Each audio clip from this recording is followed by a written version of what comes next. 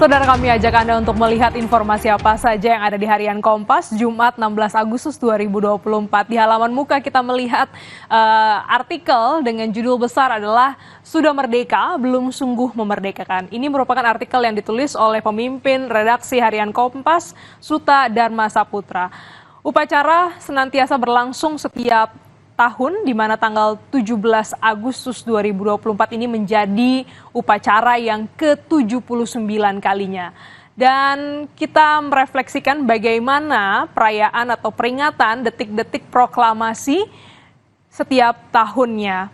Dalam artikel ini juga dituliskan bahwa tujuannya adalah untuk merayakan sekaligus mengenang semangat perjuangan bangsa dalam melepaskan diri dari jerat penjajahan dan bertekad bebas menentukan nasibnya sendiri.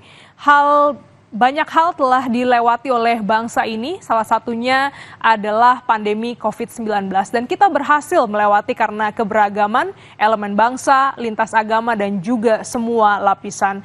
Perayaan detik-detik proklamasi ke-79 tahun ini menjadi momentum untuk melakukan perbaikan.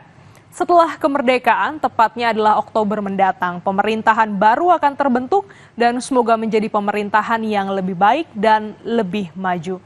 Halaman muka ini juga menghadirkan tulisan spesial opini kemerdekaan, salah satunya ini mengenai kemerdekaan Indonesia dan krisis intelektual yang dituliskan oleh Sulistiowati Irianto, Guru Besar Antropologi Hukum, Fakultas Hukum Universitas Indonesia. Saudara, tulisan ini merefleksikan kemerdekaan Indonesia sebagai hasil gerakan pemikiran intelektual dari para pendiri bangsa.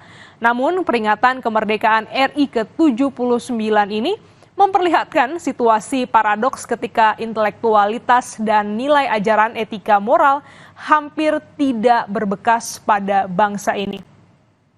Harian Kompas edisi Jumat ini juga memuat sejumlah opini mengenai kemerdekaan Republik Indonesia yang bisa Anda baca di Harian Kompas ataupun juga mengakses di kompas.id.